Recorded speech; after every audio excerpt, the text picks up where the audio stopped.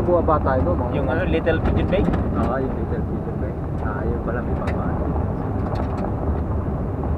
Champa tayo ng malalaking mga tao.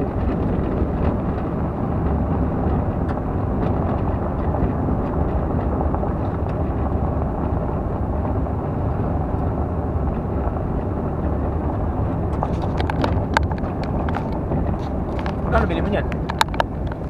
51 yata, 51, 52. Ah, Tapos yung shipping, ano ba? ano ka yan?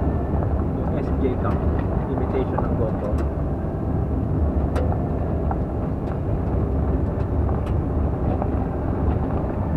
Kaso yun nga, 16 gig lang nakalagay. Kaya 2 hours 20 minutes. Tao. Ayos-ayos ko dito kasana no, Port Levy no?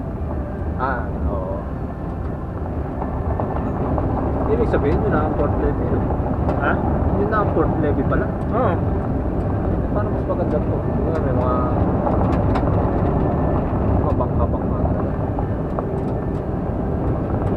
Uy, spalto. Ay, nakatikim din ng semento. Ng makinis.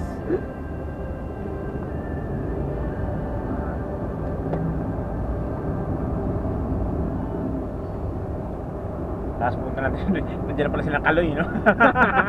Nanginis na. Ano kayo, ha? Tagal yun naman. Pala may dinaanan silang mas pasig, no? Mas magaling na namin trail. Yeah. Kami na. Yun, may mga bato-bato. Kaso Ay, madilim yung tubig, no?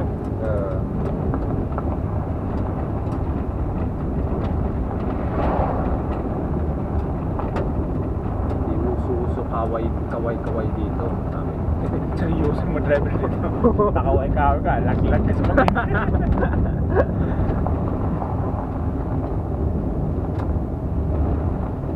May mga bato, baka may mga tao. Wala akong nakikita nakakapit eh. Wala. Meron din yata eh. Ako mga sunog yung ano. Wala. Wala eh. Kasi makikilala mo agad kung siguro doon, no? Parang konti. Siyempre ito mga paano na.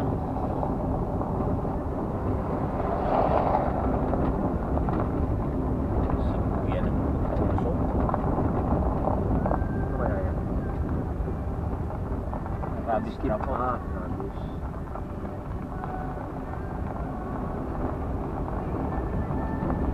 Truck akat pa dito para kunin rabies nila. Oo, dad. Dumadaan kaya yun doon.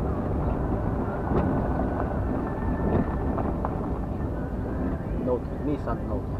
Shellfish Collection. Uy, Ha? may signpost doon ng Shellfish Collection. Pero wala naman siyang sign na ano, bungo. Yung toxic. Siguro dyan, meron dyan. Ah, ito yung Akarowa Road, Santa Pigeon Cruz, Bay. oh. Mas maganda. You know? Bakit ang pangkat ng daan natin? Hindi, ito yung sinasabi ko parang mas malayong way. Ayan? Yan, yung sa pagtitingnan ng Google Map. Ah, yung tagos niyan dun sa ano, malapit na rin sa Akarowa.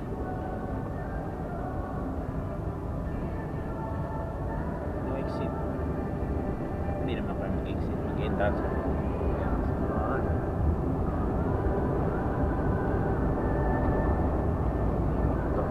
Sign ng ano yan.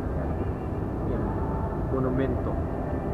monumento ni Dr. Jose. ang monumento. Yeah. Nilakbay na layo. Ha? Ang layo nilakbay natin.